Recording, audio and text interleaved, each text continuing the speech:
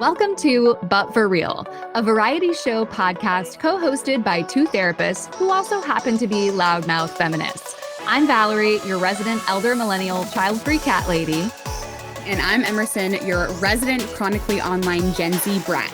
And on the show, we'll serve up a new episode every other week that will take you on a wild ride through the cultural zeitgeist, mental health, and beyond.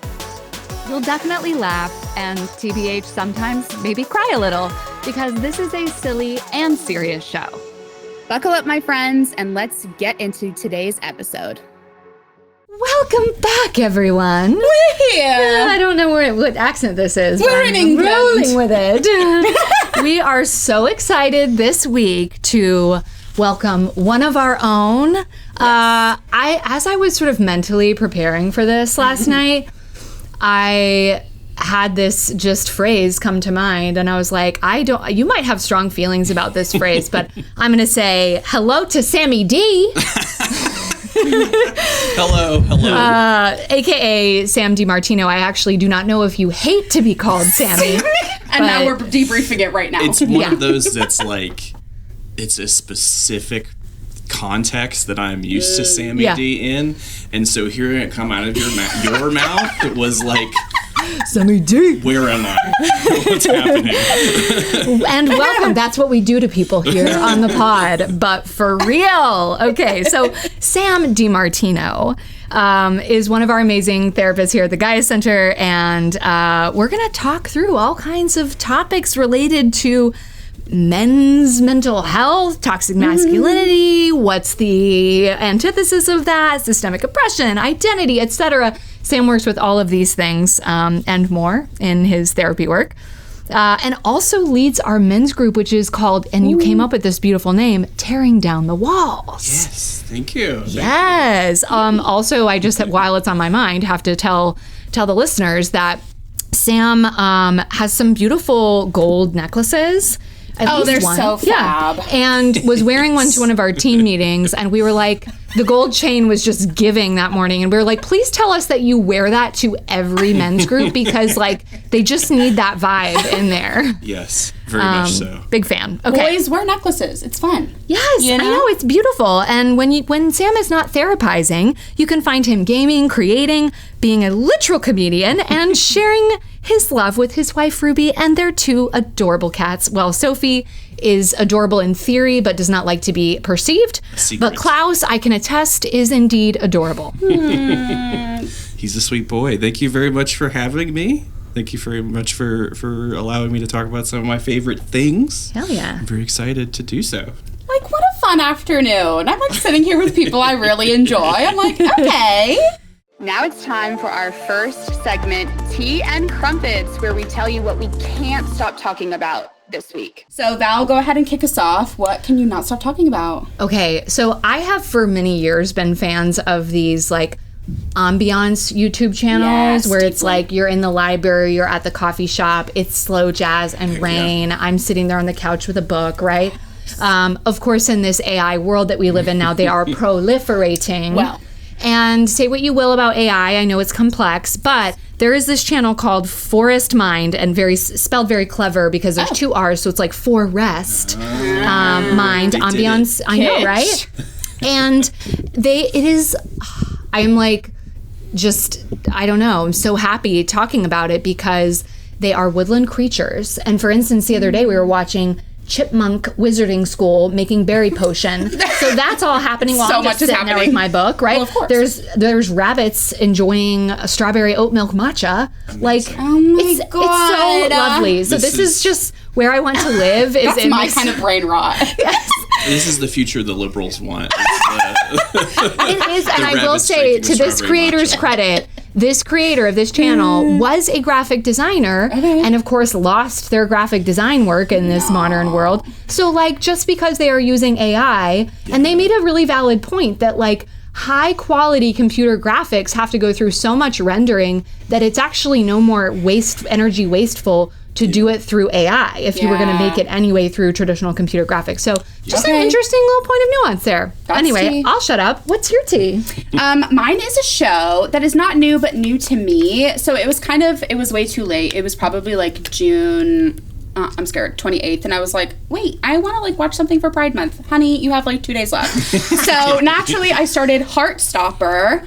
Oh my God. Like sometimes I'm just watching stuff and it's just like devastating because I love a docuseries, but I'm just like, sometimes I'm just terrified of life. And I'm like, I needed something cute, and I'm Gen Z, obviously we know. And so I'm always combating like my internal, like what's cringe, right? And so like for romantic type stuff, I have a bit of like cringe to it. But it's so cute. It's a British show, so even that just like tickles a little like the British part of me, you know? And so I'm like, okay, it feels like home a little bit.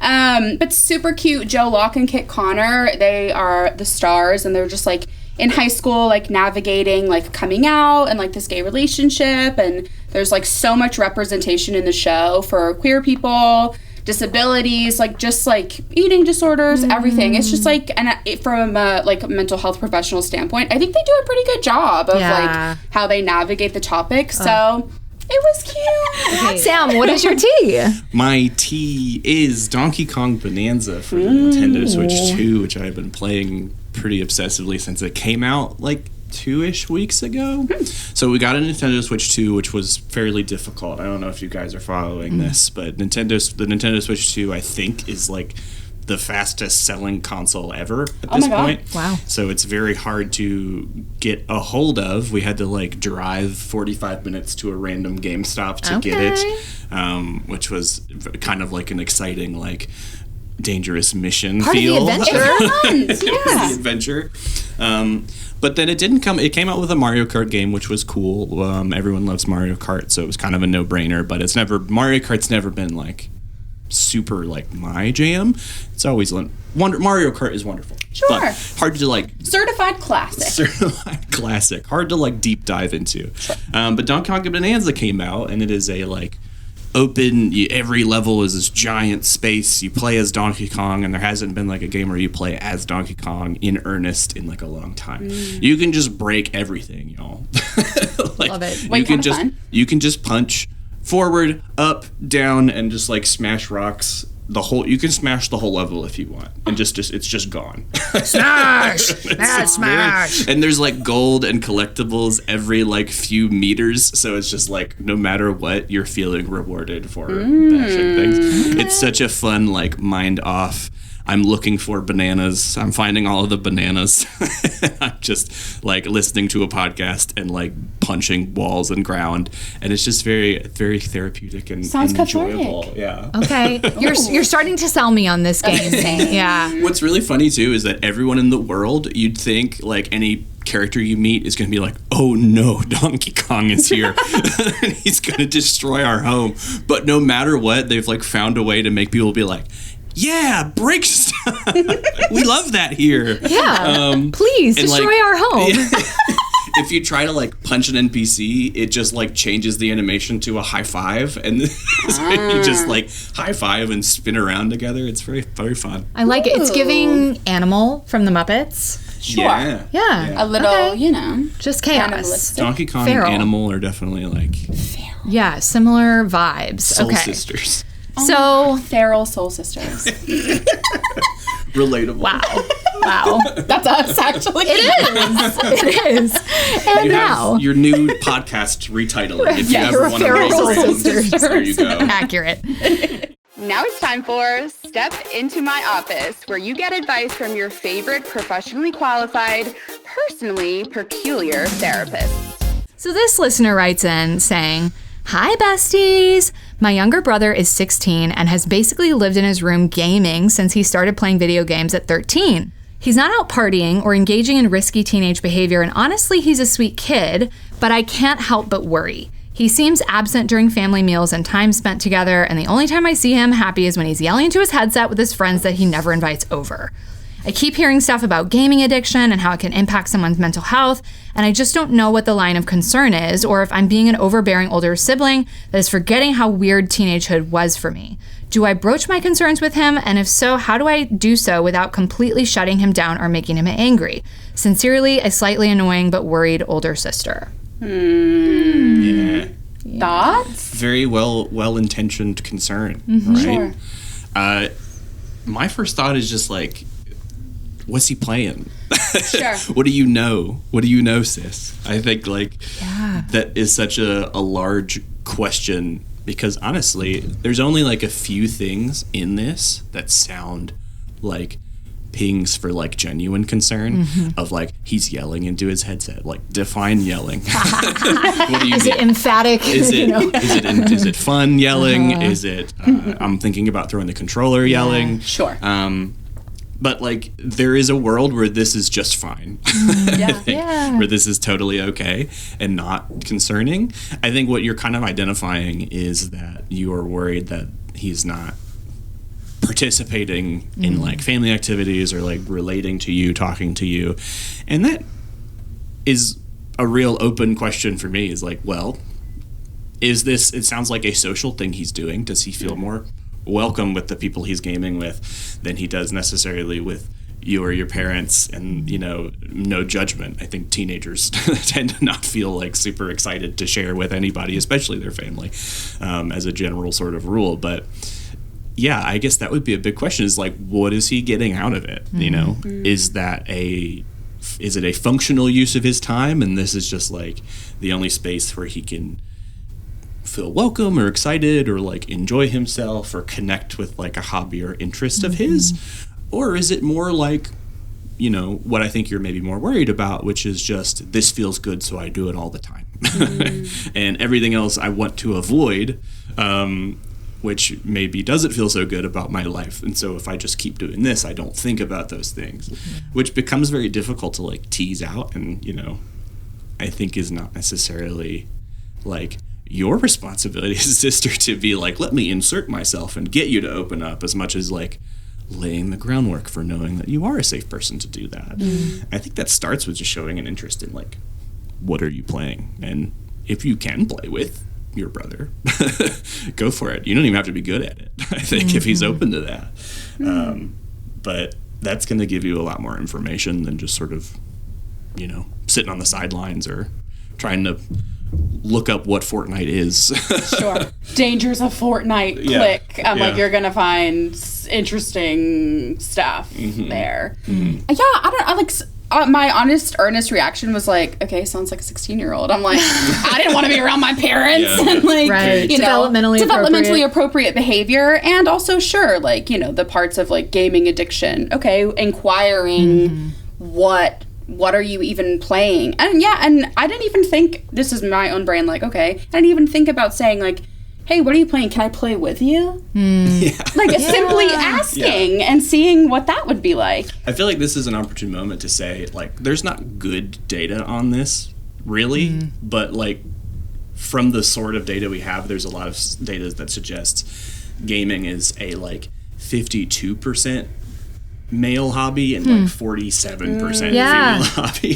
So I think like that's worth bringing up, of just like, I think we do have this prevailing narrative from like the 90s or something that this is just like things little boys do. And like, it's really not. Right. Like, I think if you as a sister have that as part of why you're not diving into it, like, and there's a big caveat of like, there are plenty of games and communities where like, if you're a woman and you throw a headset on, you get shouted the most misogynistic bullshit. And like, totally get you not wanting to dive into that. But like, you can play plenty of games and just not get in on voice chat. Like, just turn off that whole feature. You can play games that are not like big multiplayer experiences, but are just like you and one other person. I think that maybe there is a difference in like the type of genres that like men versus women will get into, and like the type of games that they might gravitate towards. But even that, I don't think is like a significant difference if we're really looking at the data and stuff. And might depend on, you know, certain individual games may be more heavily weighted. I'm thinking of, this is not super relevant for this listener, but I just was blown away. I have a client who's like early 40s, and she's always been a gamer, and she's going through, you know, difficult transition in life, and was telling me about this game where she's made all of these friends who now have this like, you know, really close Discord server together. And it's like, I mean, some of the deepest female friendships she's ever had, and these women are like all over the globe. And I was just like in session, like weeping inside, like, oh my God, because that's another thing is like, sometimes I think, and not to say this listener is saying this, but like, I think sometimes it's easy to be like, well, those aren't like real friends. And sure, sometimes it can be superficial, or maybe we don't know a lot about each other, but sometimes very deep relationships can form that start in those spaces. Yeah. Which I do think also we'll probably dive more into this in a later segment, but I think that the type of game they're playing, and this is why I think it is really important that like as therapists, we have like at least the willingness to like explore what is going on in these games is because some games, it is easier to be more superficial. Like if you're playing Counter-Strike Global Offensive, you have to be like locked in really like on top of like there's enemies coming from 2 and 3 and like we need to be prepared for that and like strategizing around who's placing the bomb. And so there's just not room to talk necessarily about like how are your kids doing. Right. But if you're playing like Minecraft, that's all time just to talk about whatever you want. Like there's not really there might be like some urgent moments every like 45 minutes, but you know, there's just a lot more room for socializing there, especially like massively multiplayer online games like WoW or Elder Scrolls Online or stuff. I think like I have several friends or clients that are telling me about their experiences with those games that are just so socially at their core. If you want to be able to succeed in those games, generally speaking, you want to have a guild or a group that can go on missions with you, so you are incentivized to like build out relationships with these people, or you don't get to succeed at the game sometimes. So I think that's a really good point.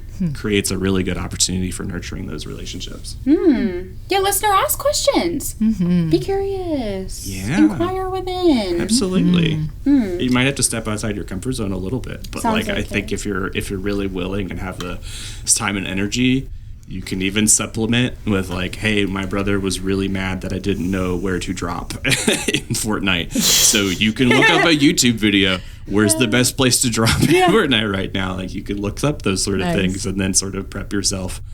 A lot of games too are also like have a difficulty scaling that is really thoughtfully designed, where if you are brand new, even if it is a game like Fortnite, you can kind of be ushered in more gently by playing against computer players before real players, and then sort of have a chance to learn, even though I know it is intimidating. There's plenty of multiplayer games that I just don't play because I don't have the time or energy to be like, let me learn how to play Counter-Strike. Because I know that'll be months. And it'll be months of not having fun. And now it's time for the DSM. In our DSM, all varieties of dysfunction, spiraling, and meltdowns are welcome. In this segment, we break down complicated concepts and common misconceptions about mental health, well-being, and tell you what we really think. Let us go forward to the side quest that is men's mental health and the impact of video games in today's culture. Now, also just precursor, these subjects are so robust. Like there's so much, and we're not going to be able to cover like every itty bitty thing. So like a part 2 probably shall be in our future, and thank God. And I just wanted to like set up like why this conversation now, and maybe even like why us, right? Like why we're the ones having this conversation. And I can't help but just have such an influx of any kind of media and every kind of platform with someone or something that is discussing, in quotations, the male loneliness epidemic. And very typically the negative reaction that I see when that is being posed amongst women AFAB individuals via my social media chains, kind of the quotation of like, I'm hearing about this constantly, so I don't think it's a silent struggle at all. And some quippiness that comes with that. And of course, just not being able to ignore the rise in cultural conservatism that we're seeing. The Andrew Tate of it all. Honey, you know, who are the role models that we have for our young boys right now? You know, again, the kind of continued, like, if I see one more man with a podcast mic and a ring light, I'm going to freak out. And I'm like, sure. And also, I be doing that, you know? So just wanted to frame this up with Sam here because just like the depth and understanding that you have and what you pull out of me, like when we have conversations, you were just like the perfect person for this. Shucks. So yeah, like little cheeks.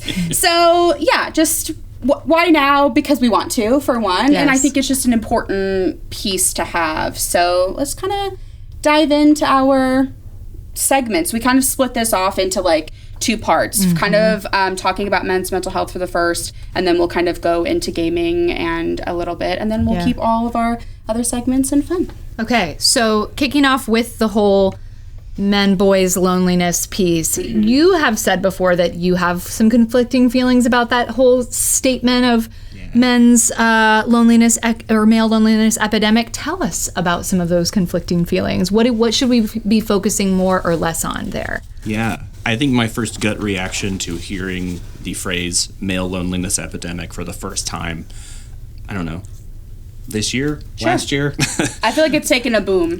right, was sort of like, epidemic, are we really acting like that's brand new? I feel like that's pretty ongoing. Also, I do think part of the kind of women you're seeing on your feed, I'm also seeing them and relate and empathize a lot with this like frustration of it, because I think NPR had a episode of It's Been a Minute, where they talked about how the title of the episode was The Male Loneliness Epidemic Might Not Exist at All. And it cited that the sort of study that cites that men are 16% more likely to be lonely, not have close friends, also found that women were 15%. So it's like really close. Wow. So I think there is a component of frustration there that I have that's like, well, it's not just men. I think where it is more real is that I think, generally speaking, like cis het men are going to be less likely to have tools to do something about loneliness and feeling depressed and alone. So I do think there is a variance there. I think that I also get an icky feeling because I do empathize with the people that are frustrated with having men maybe come to them to do their emotional work for them, or maybe you've had a experience of being victimized or traumatized by problematic men and their problematic behavior, and I think it's not yours or anyone else's responsibility to fix that for those men. I think that's important to say. I think that more what comes up for me in the work that I do with male clients is like, how do we solve this for ourselves, and how do we find spaces where we can be vulnerable? And also just, I think I get an icky feeling from it because I think there is probably bad actors who use this term as a justification for doing bad things. And I think basically it's just poisoned the well of this phrase in a similar way, honestly, maybe a little bit different, but to how like self-care is such a word that's overused, to where it's like lost all meaning. Oh, yeah. If, you know, we as therapists have to talk to people about self-care all the time, but at the same time, I'm hearing like every HR rep that I've heard be like, you need to self-care because we don't want to pay for your benefits. How much that's like ruined the term as well. So I think it's a well-intentioned phrase and idea that's maybe been taken in a direction that I don't love. Paula to so much of how we misconstrue, or like, I don't know, how things take on new meaning. And lose their nuance. Yes, you know, and all of the above. Okay. I wanted to talk a little bit about, I don't know, emotional language. Do you think we have enough emotional language for men in our culture instead of, or are we just stuck with like the de facto, like, I'm fine, I'm pissed, I'm good, you know, I'm fine. You know, just the kind of like, with the not much depth there, or what do you think? Yeah. I mean, I think the answer is yes. I think we do have enough language. I think it's more that we don't necessarily have normalization around men using the language we have. I think the I'm fine or I'm pissed or it's okay is like, it suggests finality and immediate dismissal, masquerading as like closure. Like it's sort of a way of saying like, don't ask me more questions about this because I don't want to interrogate it. So I think it's more like, how do we just get men to use the language we have and like take up the space that we would? I think I would imagine that if in your minds and even my own like conversations I have with women in my life and conversations you're probably having with women in your life, you probably have a pretty clear idea of what it looks like to be like, oh, I'm sad, or like, let me tell you about this crazy thing that happened at work, like just reaching out and being open about that. What I think is more apt is just like, how do men create that for themselves with their, with everybody, with their male relationships, their female relationships? Like, how do we just make that more normal and okay? Right. Yeah, and I'm thinking about like emotional safety, right? How do we create that in our relationships? And also this, where consent falls into that. Like, I'm thinking about one of my, I think I maybe even have alluded to this on the pod before, but one of my husband's like very best friends, and just how little they often, I'm like, did you get no tea? Did you? Yeah. And then he's like, well, I don't want to push super hard because he's really guarded. And so then it's like, do we have consent to sort of like push more if we're not getting more? Or is that like, well, the emotional safety is not there to push? Like, just curious what thoughts you have about that. Yeah, I think that it's often a step that is under discussed for talking about how you can be more vulnerable with people, is just doing that consent seeking. I think it's kind of a duh for maybe us thinking like, yeah, you have to have consent to talk with people about things, sure. Especially difficult, challenging things. Mm-hmm. And then I think that's like super special or different, aside from just being like, hey, can I tell you about this crazy thing that happened? Or, hey, I'm feeling pretty down today. Like, do you mind if I talk to you about it? I think a lot of people, I think especially men, can kind of forget that's a thing you can do. Yeah. Or that feels like an admissal of weakness to where we're not ready to do it. But I think in that, creating safety to share is that, like, if you have obtained that consent, then that's a good, like, green flag that you can go ahead and share. I think a lot of men might have an experience of speaking with somebody just like, hey, I opened up to my girlfriend or my dad or whatever, and they just like blew me off or whatever. Mm-hmm. And then we have to where safety comes into it even more, is like, we have to have clarity around, my question's going to be like, did you ask consent to do that? And then if the answer is no, well, then it's like, well, what happens if you try again? But like, set the stage a little bit, see what happens. Like, does that maybe cue the person listening to you in to be more receptive and listening actively? And if the answer is yes, I did that, and I still was dismissed, then we have to say, is that person safe to open up to?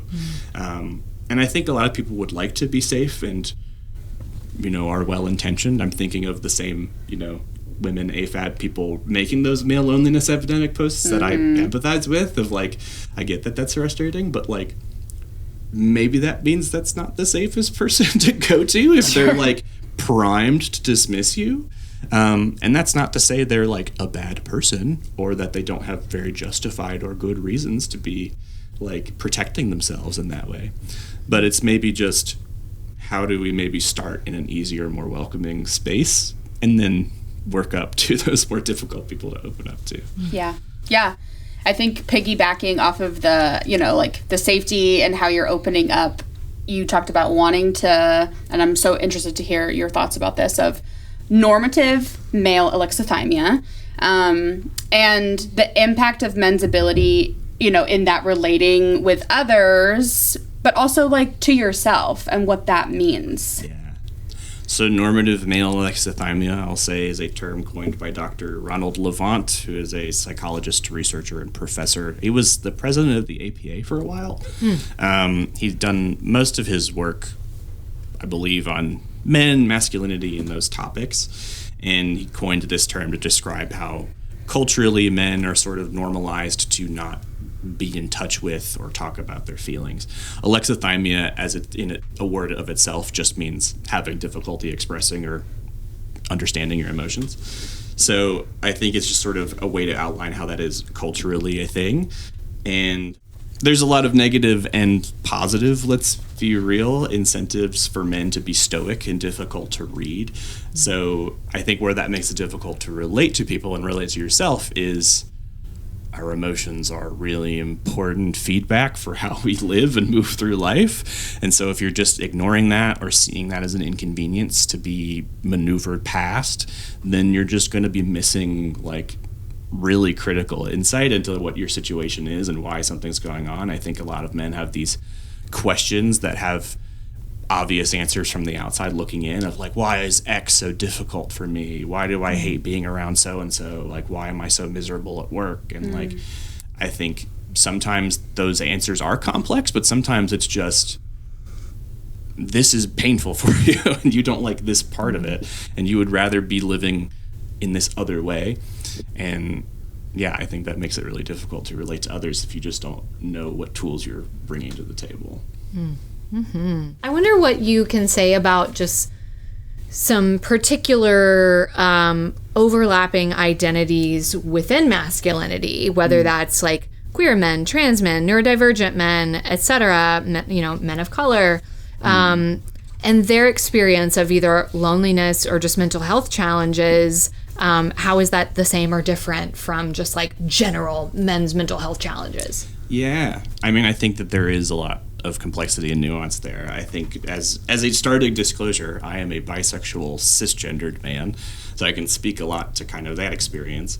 I think for me, a lot of, early adulthood, being able to open up and be more vulnerable and comfortable with people around me meant making friends that are also queer, because I think that those communities tend to have more normalization around doing that. Yeah. That's not to say that I haven't had really positive experiences with like cis het men in my life, but I think that broadly speaking, it's been easier to explore that there.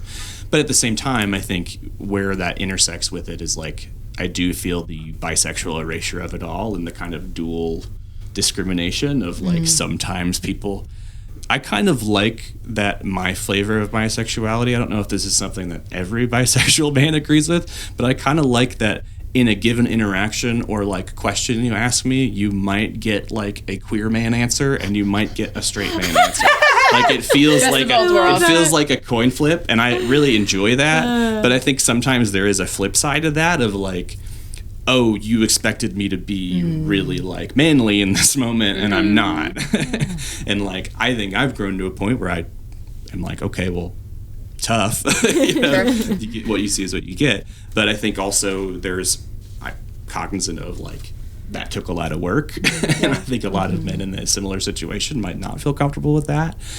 And two, I think I don't want to speak for like transmasculine men or, masculine leaning non-binary folk, but I think sometimes there can feel like I have heard from some folks with those identities that like, oh, I like am finally part of this and I like am, feeling really comfortable in this identity, but now I'm being treated very differently. And now I'm being treated in a masculine way, and how much of a kind of weird like shift that is to being suddenly like people are afraid of me or people don't want to hug me or like open up, and like how weird that is. Which I think when you wrap that up with like people now having that expectation of you being stoic and stuff, I think also just leads to a weirdness. But yeah, I think the answer is that there's a lot of complexity there and difference. Cool. Okay. What do you say to clients who are struggling with being emotionally vulnerable because they've been hurt or rejected or misunderstood when sharing? Yeah. I often prompt people with like, hey, who is the low-hanging fruit in your life for this? Like, who do you feel most likely to be met positively if you were to reach out and be vulnerable to? Is it a family member or a friend that maybe you're not super close to but have always felt really safe with? Oftentimes it's not this girl I'm talking to on Tinder. It's more like, who are the people that you do feel comfortable with, and well enough to know that like even if they do have a less than stellar reaction, they're not going to disown you or cast you out. I think that's really important, because then if you kind of get your feet wet doing that, you can sort of build up those skills and learn how to be more open with people. And then, that's not to say we never get to talk to those more difficult people about this, but maybe we feel a little more confident doing it and know that if we get some kind of rejection, it's not the end of the world, Yeah. Okay. All right, let's pivot over to our video games portion and play, if you shall. I want to know, what role have video games played in your own mental health and self-understanding? It's such a complicated question. I've been playing video games basically my whole life, so it's just a very natural extension of everything. So I have had more social games that are a catalyst for maintaining and strengthening friendships that otherwise would just not be a part of my life today. I've been moved and really felt held by specific games and their stories during difficult times in my life. It's been something I can go to relax and recenter myself. It's been something I can connect with people, talking to them in the way that people do about TV or sports. But it has also felt like a compulsion sometimes, or felt a little out of control. It's also been something that's made me really angry in a way that I couldn't necessarily understand in the moment. It's been something that maybe kept me from taking care of myself or doing things that I would rather do sometimes, but largely I think the good has outweighed the bad, and those bad moments have been fewer and far between, for me at least. Wow. I mean, it's all of it, right? And it's sort of like, I think of a lot of what we engage with, like whether it's food or media or games, like it's all representative of how we engage with life, right? So it's like the good, the bad, the ugly, just amplified, and getting to live almost these like additional lives through the characters in the game. So that's very cool. And you kind of alluded to earlier how like not all games are created equal. So we would love to hear the Sam DiMartino categories as far as how you think of, you know, what makes a game helpful versus unhelpful for someone's sort of well-being. Yeah. I think as far as digging into the types of games themselves, and I think these are even questions that like therapists can ask clients, is the game multiplayer or single player? Subsequent question, if it's multiplayer, is it competitive or is it cooperative?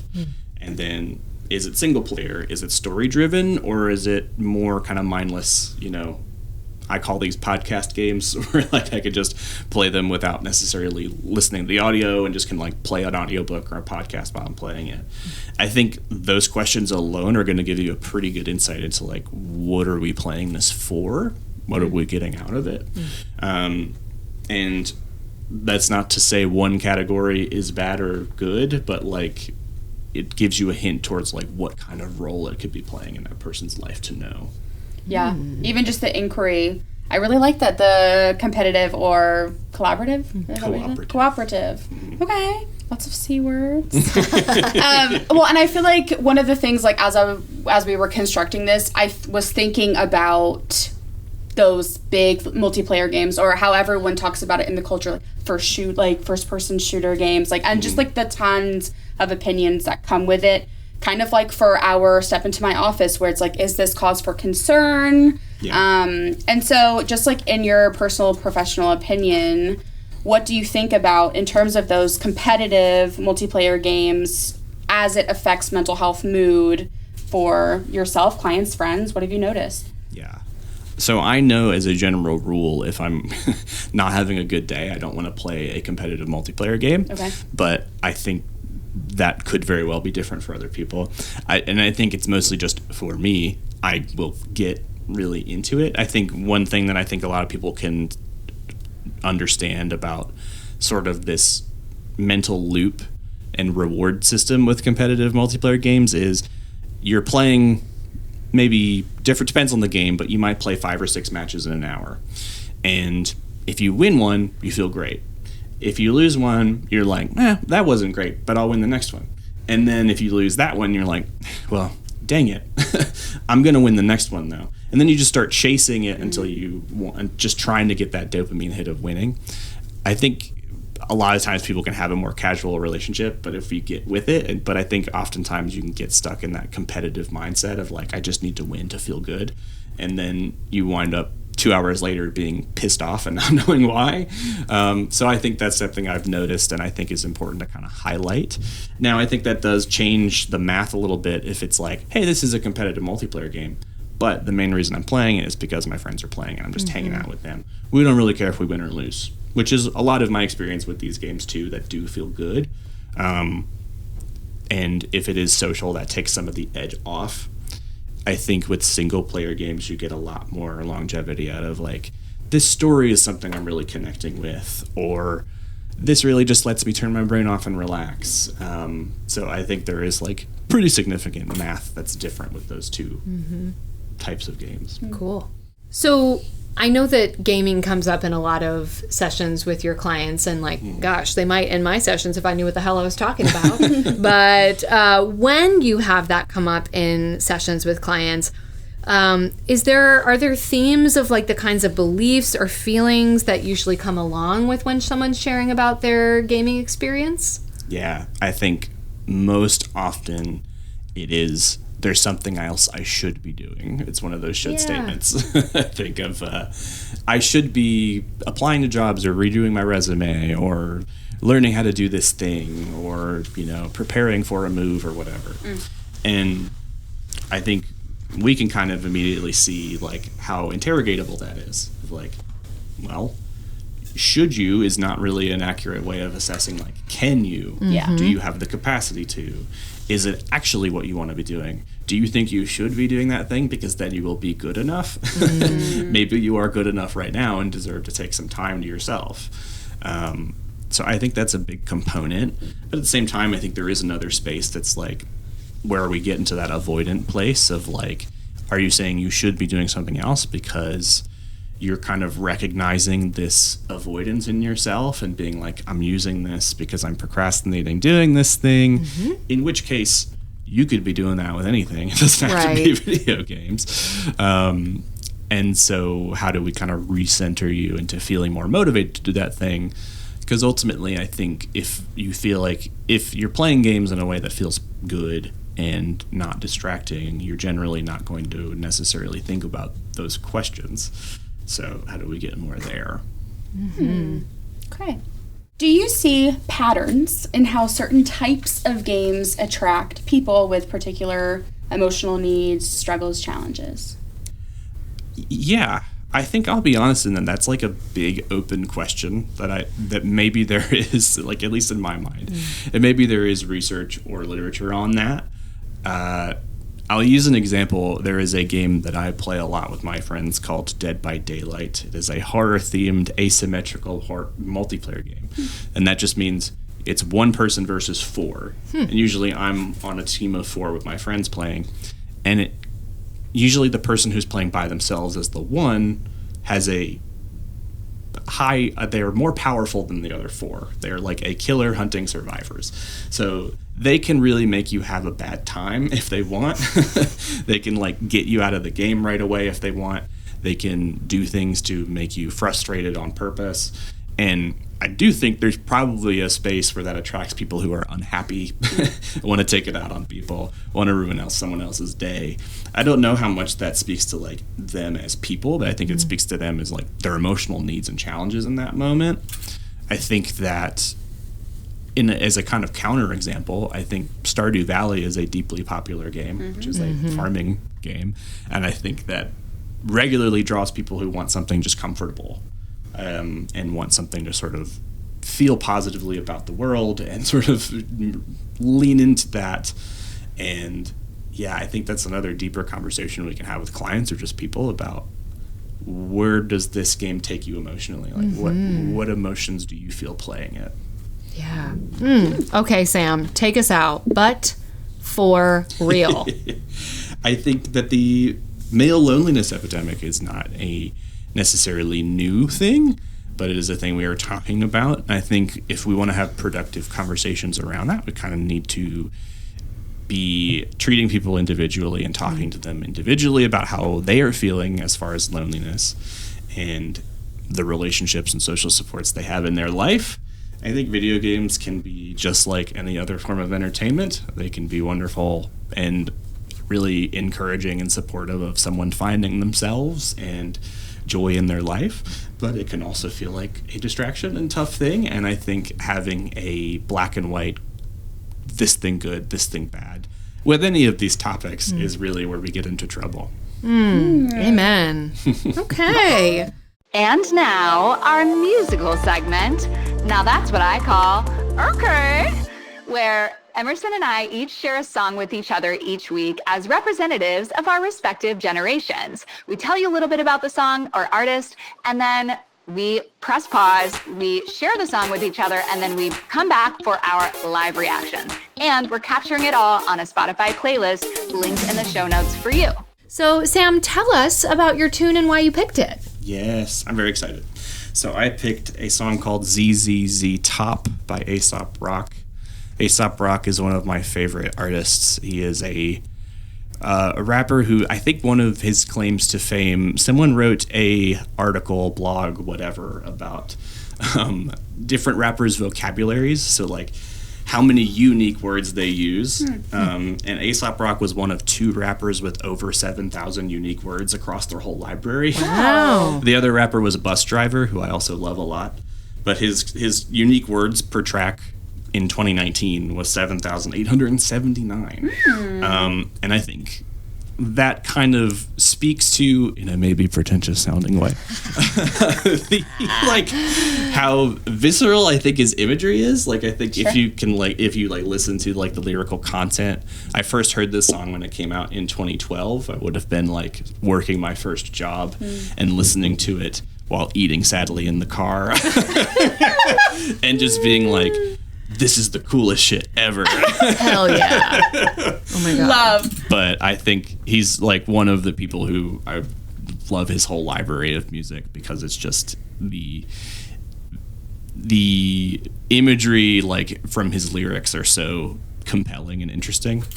And the video is really cool too. Sweet. So that's exciting. I feel like I've heard of this artist, but like years ago. And so I'm excited to get a refresh. All right, we're going to go listen and then we'll be back with our reaction. Damn, that beat. Goddamn, that lady was kicking ass. It was a sick beat. Okay. Yeah. I kept being like... So fun fact, the woman in that video, Patty Lee, I think is a stage name. I can't remember her actual name, but I think she is a like 12-time or some crazy gold medal wushu practitioner. Is that knife throwing? Yeah, I don't think it's knife throwing. I think it's a type of martial art. Okay. Maybe it includes but knife throwing. related, I don't actually perhaps. know. Yeah. Wow. She is the real deal. She is not just a pretty face with a stunt woman. Yes. Period. Okay. Very cool. Damn. Okay, queen. And now for our last segment of the show, welcome to Fire Dumpster Phoenix. It is rough out there, y'all, and we need all the hope we can get. It's time to go dumpster diving for some positive news and rise from the leftover Happy Meal ashes together.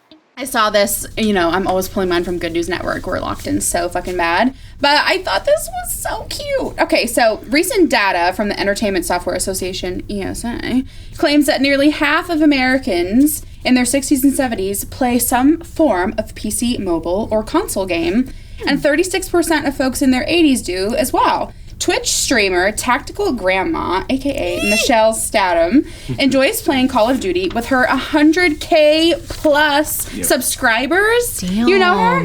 No. Oh, I was like, oh my God. I do know Skyrim Grandma, who I think... Okay. I'm not sure if she's still doing her thing, but it was like 10 years ago that And Skyrim Grandma like was 20, a YouTube 30 thing. years from now, that won't even be novel because there will be so many Skyrim grandmas. Yes, all the seniors. Yes. So she has a shit ton of subscribers, and like she was like the main focus of this article. And just like encourages senior aged folks not to feel ashamed of gaming. Like she literally doesn't care. She's like, why should you care? You shouldn't. And she's enjoys gaming and has raised money for charity with her streamers. And then another senior interviewed for this article is a 72-year-old retired naval veteran, Will, who says positive feedback from players that call him Gramps tugs at his heart. So it was just like a sweet little, vignette of these two. And I don't know, just thought it was fun and relevant for today's episode. Love it. We didn't even talk about Twitch. I feel like Twitch is such a God. example of like how this can be social and positive. Right. Yeah. Totally. It's just building those relationships just because you're watching someone play something. Yeah. Okay, so speaking of loneliness and isolation, Seoul, South Korea, where I just visited, so beautiful, is working to combat isolation among adults of all ages who live alone, which is about 39% of their 9.5 million residents and a growing segment of the population. So they have these centers where they offer counseling and classes for things like pet care and cooking and exercise. They can build connections through like watching movies together, volunteering, eating together. And about 150,000 people have used these centers between 2022 and 24. So I'm just like, okay, let's take some cues. Let's start implementing some of this in more of our communities because we're going to continue to need that and to help bridge that gap, especially for folks who live alone. Indeed. That's awesome. Sam, what about you? What's your good news? I just want to shout out my cat, Klaus. He had a minor surgery a couple of weeks ago where he had a bump removed that turned out to be totally fine, but he's been walking around with a cone for a couple of weeks, and he's been grumpy about it, but now he is not in a cone, and he's really throwing his weight around. He's emerged from the dumpster fire, ready to start shit. Cone-free and shameless. He's trying to fight me. He's trying to fight Sophie. He's trying to fight everybody now that he is loose. Love it. Okay, before we go out with our final rapid fire Q&A, did you have something you wanted to embarrass us with? Deeply. Absolutely. I'm so glad you asked. I'm scared. I have prepared a segment in which I'm going to quiz Valerie and Emerson on gaming slang. I have 7 pieces of gaming slang, and we're going to do this 2-round style. So first round, you can get 2 points for getting it right. Oh, it's a game itself. Shit. Yeah. Okay. There's going to be scores. Okay. There's going to be scores, sis. If you get it right the first time with no hint, you get 2 points. If you don't, and if one of you buzzes in the answer and you get it wrong, the other person can steal. And then if neither of you get it on that round, I give you a hint, and then you get one more chance, both of you. Okay. And then the point is lost if no one gets it at that point. Okay. So I'm instantly terrified. Instantly, I forgot all those rules, Me too. but I'm trusting Sam. Okay, Deeply same. trusting. I believe in you. I believe in us more than anything. Okay. So it goes progressive difficulty. So just if you think you know the answer, just go for it. Jump in before the other person. Okay. So the first term, I think this one is not exclusive to gaming, so you might know it. AFK. Valerie? Away from keyboard. Away from keyboard. Thank you, AOL Instant Messenger. Points. I'm just a girl. Did you know that one? Did you know that one? Yes. My AOL days paid off. Yeah. Absolutely. So people are still saying AFK. Still saying it. That's good to know. Gaming chats. I mean, I was doing BRB, GTG. You were just one step away from AFK. Sure. Mm-hmm. I'm pulling up my phone to score. Oh, yes, thanks. I'm like, would you like a pen? No, I'm good. Okay. Next one is GGWP. GG space WP. What do you think? What I thought of is definitely not it. Why did my brain immediately say, good golly, white Polly? Mine said, gotta go wet my pants. Which probably isn't it either. It has to be gotta go. So much whimsy in both of those answers. Incorrect. I'll give you a hint. Okay. I will give you a hint that this is usually said at the end of a game. Okay. Good game, well played. Well done, Emerson. Nicely done. Holy fuck. 1 point for you. Next one, I think we're getting a little bit more tricky here. KD ratio. K/D ratio. Kill death ratio? Wow, you got it. I was just thinking violence. Sure. Me too. The hint was, sorry guys, my KD ratio was garbage that round. Okay. Well done. Holy shit. Next up, pull aggro. Pull or pull? Pull or pull? Pull. Like P-U-L-L. Okay. Pull aggro? Do you know it? No. Oh, I was like, what you looking at me for? I'm about to go, pull aggro! Listeners, I'm pulling Emerson's hair right now. Yoinking my going pull precious aggro. hair. I need it. We need a hit. Okay. I'm scared. The hint is, used in a sentence, Okay. y'all flank west, I'm gonna pull aggro. I'm imagining myself in a game, and I'm like, You're y'all like- flank west. I'm gonna pull aggro. You're like, I know less now. I mean, I'm gonna be on the offense. I'm pulling aggressive. Like, I don't know. Sure. I'll give it to you, Valerie. I think that's pretty much right. Usually in a multiplayer game like WoW or something, there'll be like a pocket of enemies over here. Okay. And if one person pulls aggro, that means they get the enemies to attack them. Okay. And so you want like your... Like, I'm going to character- antagonize them. Yeah, so that you guys can get by or do something else. Do something else objective related. The more we know. The more you know. Put me in. That was a pity point. Yeah, it's okay. So. Pog and poggers. These And are... we're not talking the little circles. No, but it is spelled the same. P-O-G. And you would say, like, that's fucking pog. Yeah. Really? That's awesome. Yeah. Really? What do you got, Em? Or no? Yeah. I mean, that was going to be the hint for the next part. Oh, shit! The hint was shit. Yeah, that was bonkers. Wow. Okay. You're close. I'm scared. I feel like you're in the Close. neighborhood. Okay. I think you deserve Hint. a point. But I think, do you want to take a crack at what it means? Like why it's POG? I'm like, who said POG? Yeah. It's an abbreviation. Mm-hmm. It's Acronym. technically an acronym. Yeah. POG. Pretty. Person of gaming. I'm honestly not that far. That was pretty. People of the game? Play of the game. Oh shit! Yes. Oh my god. So God. I think Overwatch is a prominent example of this, but in Overwatch, after a game ends, it'll show like play of the game, and it shows basically like a critical thing someone did, whether they like killed a bunch of people or like took an objective really quickly or something like that, and then everyone in the match gets to watch that like replay. Okay. So you get to, It's man of the match. I like grew up watching rugby, and so like they always play that little and someone's man of the match. So, MOM. Sure. POG. POG. Okay. Okay. Pog out. I'm learning. Pog out is fierce. Pog out with your pog out. Oh God. This one's pretty tricky. Oh dear. But it's the second to last one. Okay. Proc. PROC.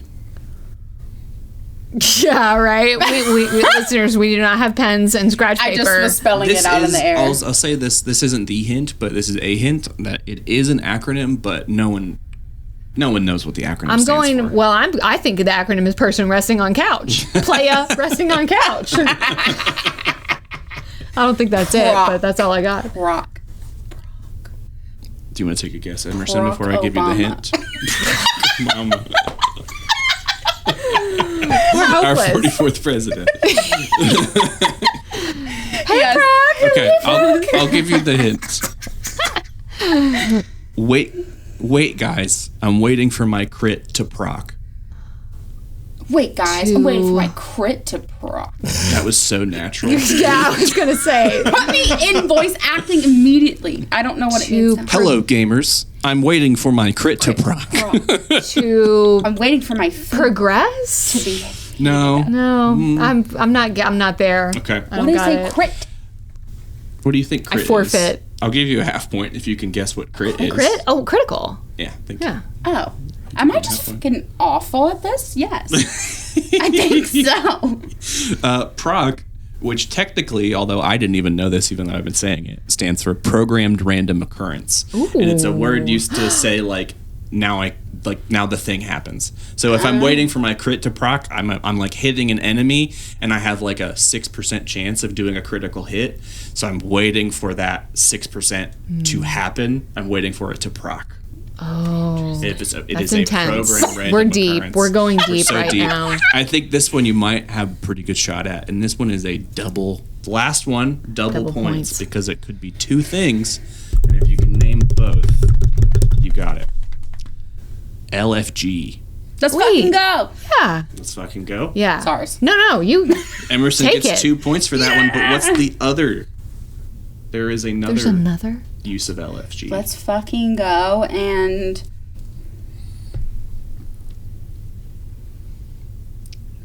Lit fucking game, mate. Like,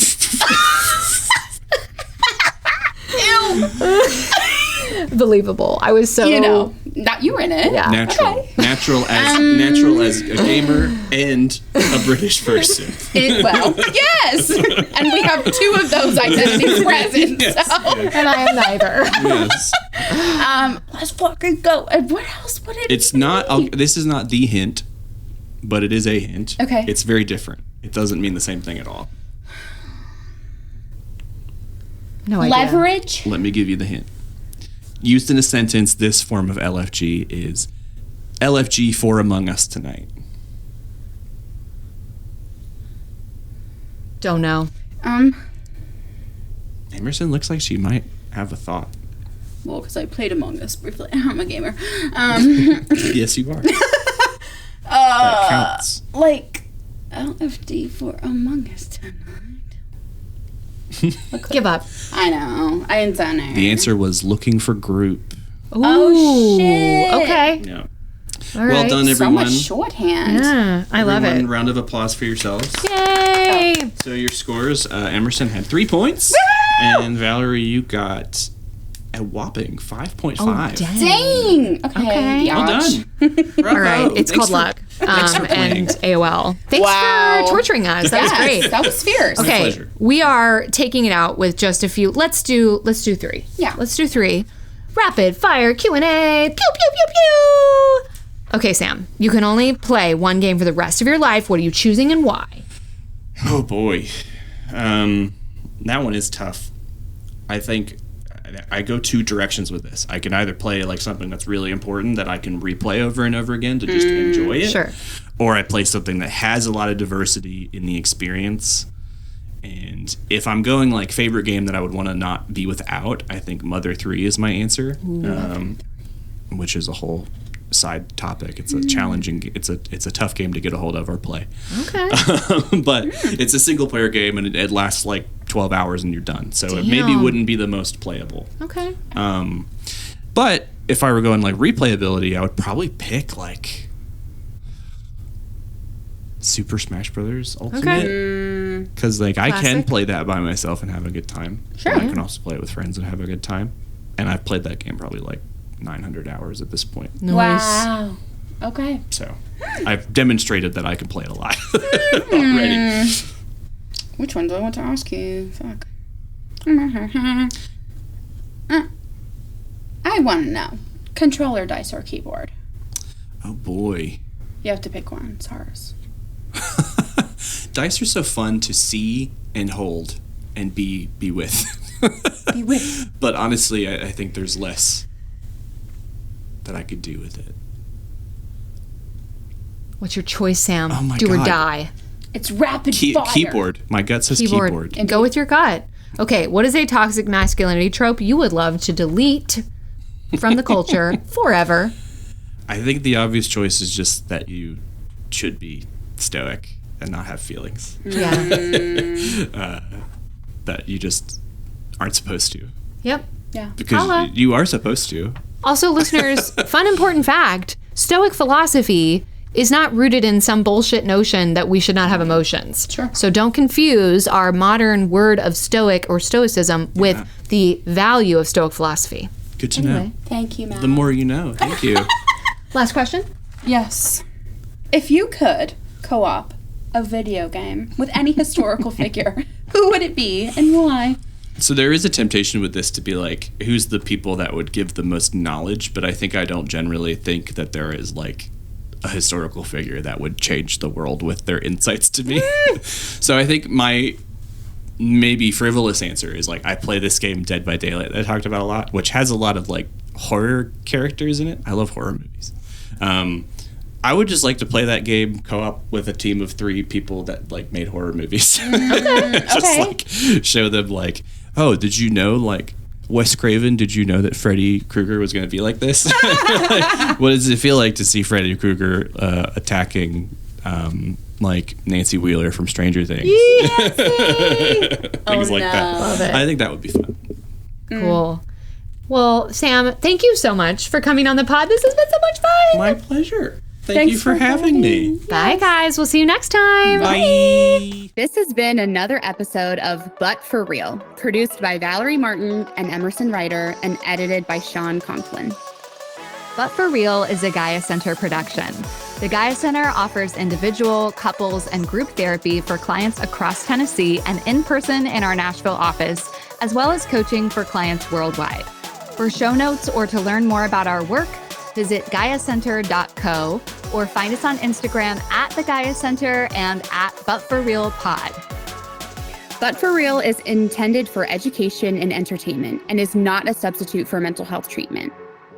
Also, since we host this podcast primarily as humans rather than clinicians, we are not shy here about sharing our opinions on everything from snacks and movies to politicians and social issues.